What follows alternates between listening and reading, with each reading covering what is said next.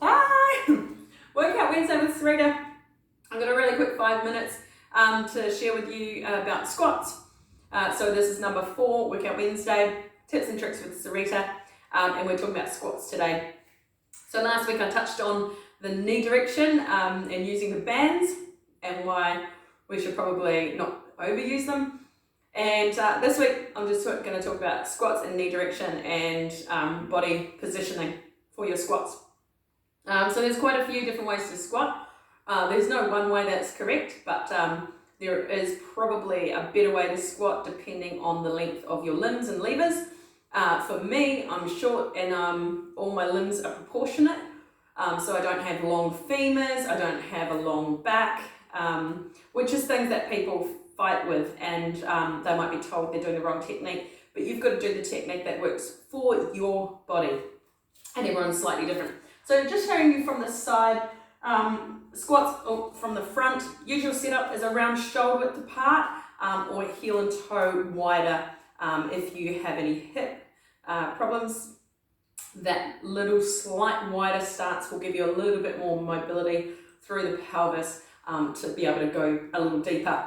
So first, shoulder width apart, so that's how I'm standing on the side here. And as you squat, you want to use the whole foot to balance your body above your feet. So the whole foot and the knees and toes track in line.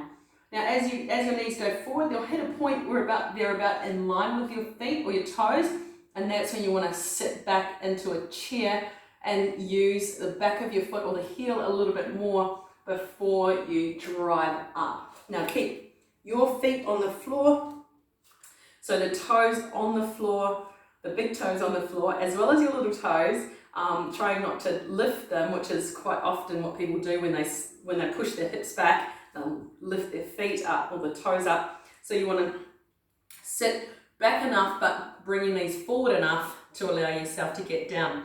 Now, you need to maintain that nice postural correction by squeezing the shoulder blades down and back, so that when you sit or you come down and back, and you're sitting into that nice 90 degree at the knee angle, yeah, there's not too much dishing, not too much butt out, and not too much rounding of the lower back. So you want to sit nice and tall, shoulder blades down and back, head up, chin in, eyes on the horizon. And then you push through the big toe, side of the foot to come back up. So there's that little movement, little squeeze in as you activate the inner thigh muscles to help and assist you to extend at the hip joint. Cool. That's pretty much all we've got time for. Any questions on that?